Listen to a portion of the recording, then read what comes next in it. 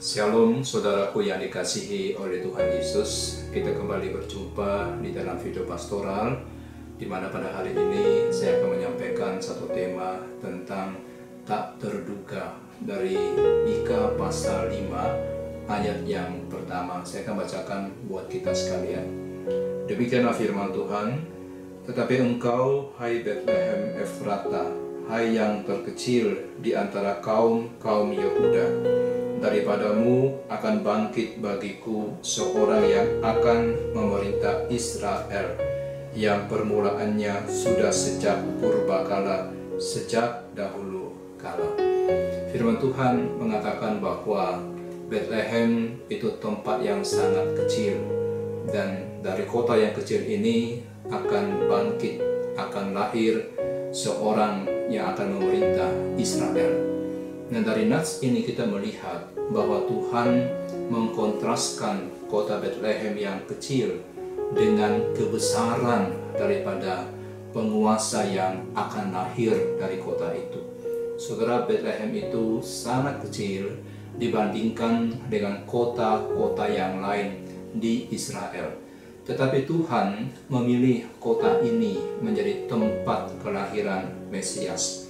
Tuhan memilih sesuatu yang kecil yang tidak diperhitungkan oleh manusia untuk melakukan sesuatu yang mengubah jalannya sejarah dunia ini, yang mengubah akan jalannya daripada kehidupan manusia yang sedang menuju kepada kebinasaan dan menerima kehidupan yang kekal ketika kita percaya kepada Sang Raja ini. Saudara, orang Bethlehem tidak akan bisa memegahkan dirinya dan berkata, Tuhan memakai kota kami karena kehebatan prestasi kami selama ini. Tuhan itu tidak terkesan dengan kebesaran manusia atau kebesaran sebuah kota. Tuhan melakukan segala sesuatunya di dalam kebebasan dan di dalam kedaulatannya. Kita tahu saudara, ketika Tuhan memilih pengganti Raja Saul, dia mengirimkan Samuel ke kota kecil di Bethlehem.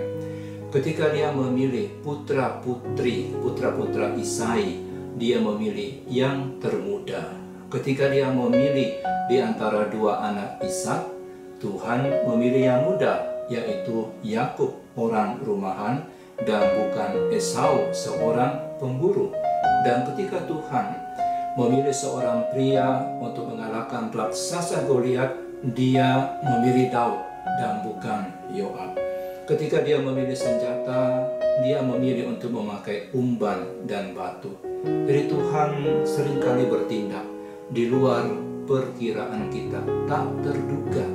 Tuhan memilih kandang hewan untuk kelahiran Kristus, sehingga tidak ada penginapan atau karyawan hotel yang bisa membanggakan dirinya dan berkata, dia memilih penginapan saya.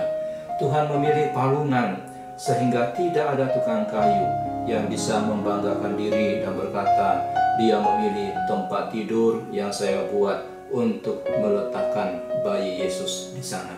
Dia memilih Bethlehem supaya tidak ada yang bisa membanggakan diri dan berkata, kebesaran kota kamilah yang membuat Tuhan memilih kami. Kenapa?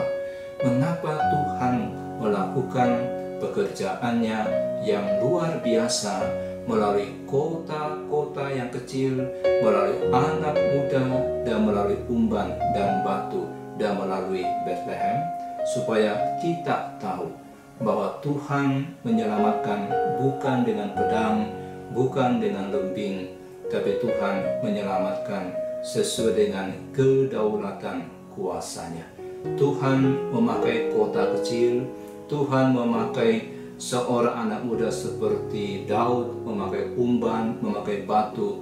Untuk apa?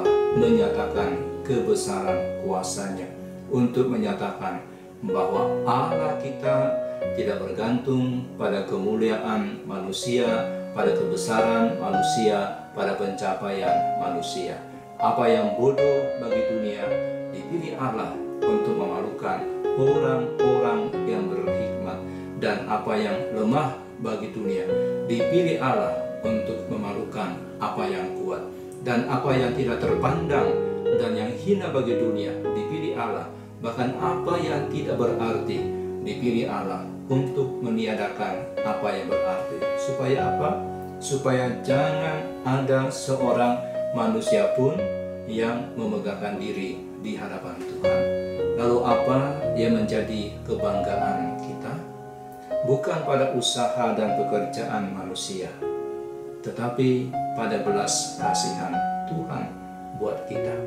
Bethlehem berarti bahwa Tuhan tidak memberikan berkat keselamatan atas dasar pahala, atas dasar prestasi manusia. Dia tidak memilih kota atau orang karena keunggulan kemegahan mereka. Ketika ia memilih di dalam kebebasannya dan untuk kemuliaannya. Sehingga ketika Mika mengkontraskan Bethlehem yang kecil dan kebesaran Kristus, maka ini menunjukkan inilah tindakan Tuhan yang khas, yang tidak bisa kita duga untuk menyatakan kemuliaan Tuhan. Saudaraku, Tuhan dapat memakai hidup saudara di dalam segala kerendahan yang kita alami, yang kita sedang miliki. Dan kita harus selalu siap dan terbuka menerima anugerah Tuhan itu, sebuah anugerah yang tidak kita peroleh dengan kemampuan dan kehebatan kita. Tuhan bisa bukakan sesuatu yang luar biasa bagi saudara. Apa yang Tuhan percayakan buat saudara pada hari ini, kerjakan dengan baik, dengan sungguh-sungguh, dan taati pimpinan Tuhan. Tuhan akan mengerjakan hal-hal yang besar di dalam hidup kita yang kita tidak pernah menduga. Yang penting kita menyerahkan hidup kita dan taat sepenuhnya kepada